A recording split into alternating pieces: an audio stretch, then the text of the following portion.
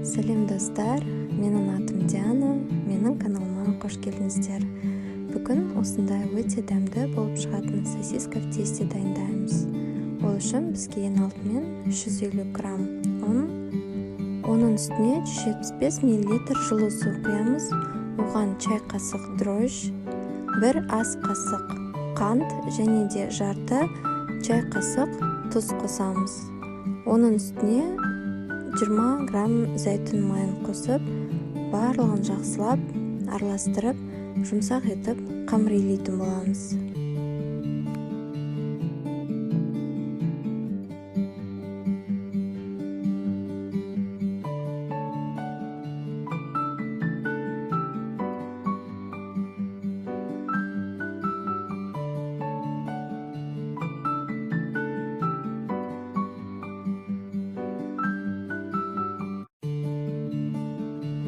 Қамырымызды жұмсақ етіп илеп болғаннан кейін, оны салафанға салып жылы жерге жарты сағатқа қойып қоямыз. Жарты сағаттың ішінде қамырымыз кішкене көтерілуі қажет. Енді оны зәйтүн майымен бетін майлап, тағы да қамырымызды илейміз. Иленген қамырымызды 2 бөлікке бөліп, оларды дөңгелек формаға келтіреміз.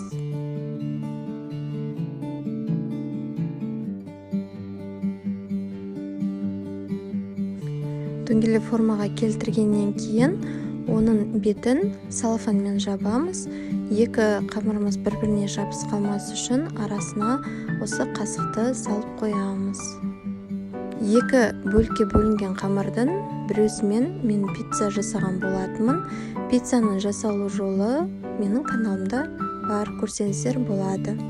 Ал екінші бөлігімен мен сосиска в тесте дайындадым. Жаңа қамырымыз жарты сағат өткеннен кейін, оны оқтаумен дөңгелек қылып, жұқа етіп жайып шығамыз.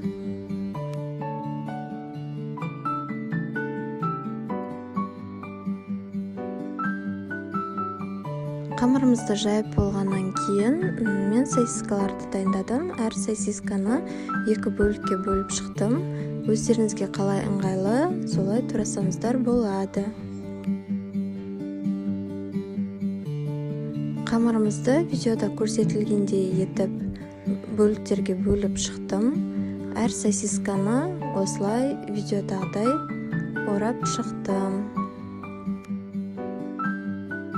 Барлық сосисканы осылай видеода көрсетілгендей етіп орап шығасыздар.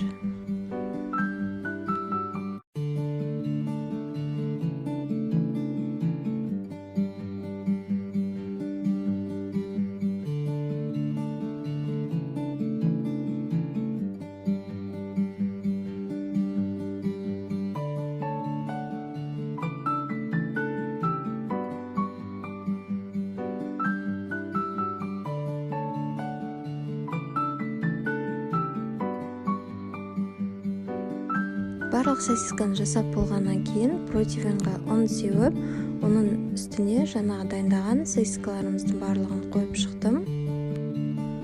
Қойып болғаннан кейін оның бетіне жұмыртқаның сарысын жағып шықтым және де бетіне күнжіт септім. Осы рецепт бойынша жасап көріңіздер, барлықтарыңызға ұнайды деген ойдамын. Аз болсын.